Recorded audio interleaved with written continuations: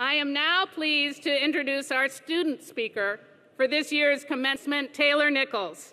Taylor, yeah. All right, I get to carry on about Taylor for just a minute. Now, Taylor's faculty and colleagues know him as an outgoing, socially conscious young man with strong academics. He is a leader to his peers who have praised his skillful guidance and collaborative teamwork. Taylor has provided valuable service to his classmates and community through activities ranging from helping fellow students with their studies to volunteering in the community, including as a medical team member in last year's San Francisco Marathon. He was the project coordinator for the Global Health Medicos Nicaragua, and he served as a key panel member in the new college and career advisor structure, helping to select new career advisors. He is also a recipient of the 2012 Dean Scholarship Award. He recently matched, congratulations Taylor, into the emergency medicine residency program at UC San Francisco. Taylor epitomizes the school's values, and I know he will be a caring and compassionate physician and a leader in his community wherever he chooses to practice. Taylor has demonstrated to those of us who know him that medicine is, quote, more than just about having a passion for health, treating patients, and curing diseases. Medicine is at least as much about the human element, about empathy and compassion, about caring for the whole patient and not just the illness. What great words. Ladies and gentlemen, Taylor Nichols.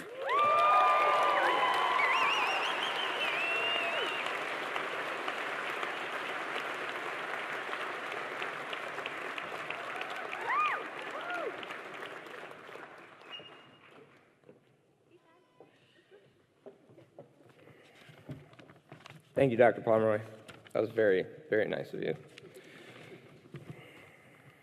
Deans, faculty, family, friends, distinguished guests, thank you all for being here today.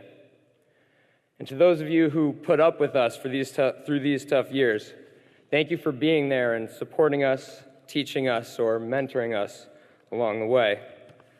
Undoubtedly, we couldn't have been here without you. Completing medical school and what has, at least for many of us, been a long and challenging endeavor. For some of us, this may finally be a moment we have dreamed about for years. For others, today may represent the fulfillment of a decision to go to medical school that didn't come until after pursuing another career.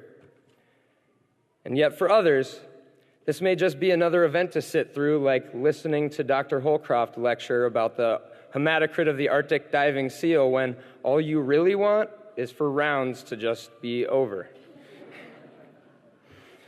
Now, when we arrived at medical school, we were told that this process would take endurance, that these years would be an exercise in delayed gratification. During our first 2 years, we thought we had it bad when we had to sit through or fall asleep during countless hours of lecture. Actually, the lectures were just recorded and you could download them and play them back at double speed, but don't tell anyone I said not to go to class. And we took far too many exams. Every 2 weeks? Really? Who thought that was a good idea? But the term endurance took on new meaning as we entered third year and endured internal medicine rounds that lasted for hours, occasionally lasting so long that you might be unfortunate enough to hear your attending say the phrase, "Meet back here after lunch so we can finish rounding." On surgery, rounds were quicker, with the added benefit of waking up hours before the sun even came close to reaching the horizon. We read numerous journal articles to present to our attendings so we would at least look like we knew what we were talking about. Well, to be honest, we only read the abstracts. We worried ourselves sick, and then we worried some more about our patients, about our classmates, about ourselves. We provided a shoulder to cry on, or we did the crying. We made mistakes, and hopefully we learned from them.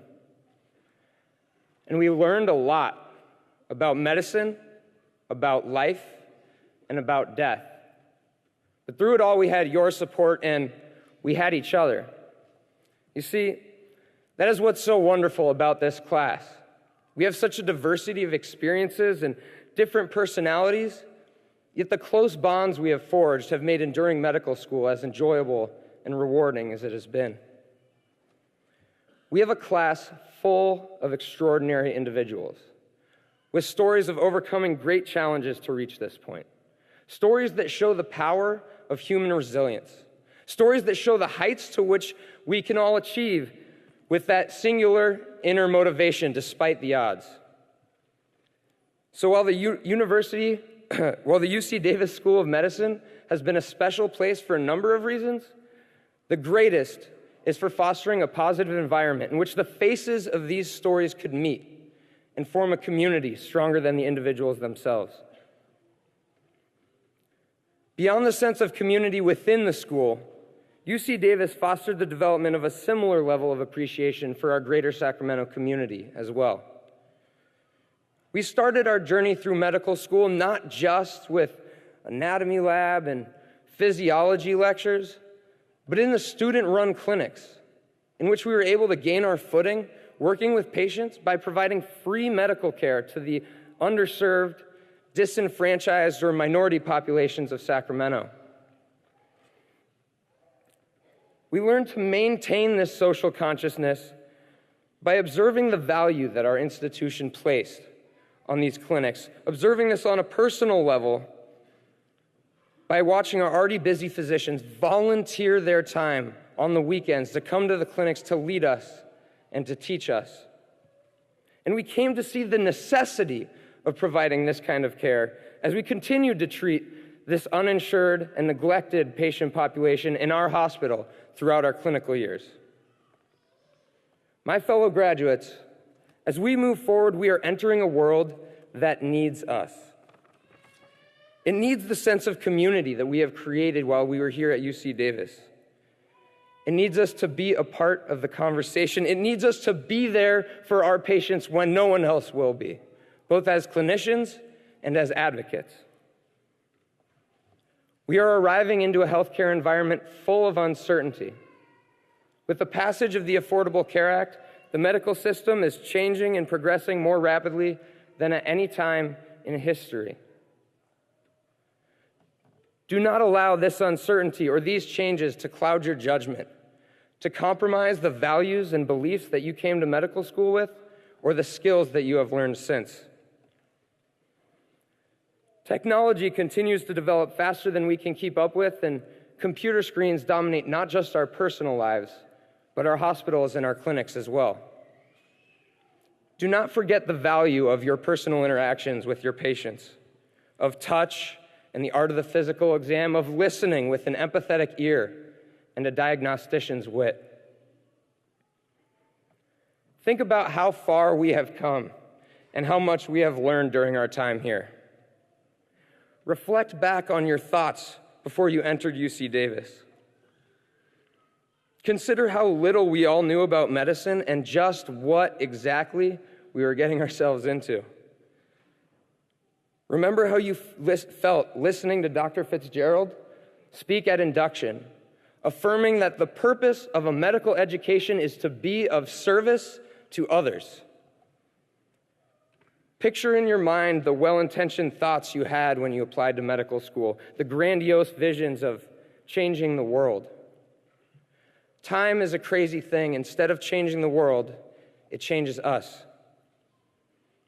It fills us with knowledge, insight, maturity, and hopefully allows us to develop a strong sense of character. And maybe, just maybe, the character we develop will shape that knowledge and insight into wisdom. I believe that UC Davis and the values we have learned here have helped us build the sense of character required to become not just exceptional physicians, but exceptional leaders. Someone older and wiser than me once told me to always use my powers for good. My fellow classmates, we will graduate today as doctors, and with those letters of MD, we earn both power and responsibility. Our patients will be looking to us for answers, for insight, for hope, and for inspiration. Let us not forget where we have come from, nor all we have learned, the inspiring stories of our classmates, nor the harrowing stories of our patients along the way. Let us remember our moral and ethical responsibility to provide just care to all of our patients in an otherwise unjust world. Let us go forward and use our powers for good. We will be providing the example that others will follow. If we do not, I don't imagine others will. But I can't think of a greater group of people to take on this challenge than the people I'm graduating with today. Thank you, and congratulations to the class of 2013.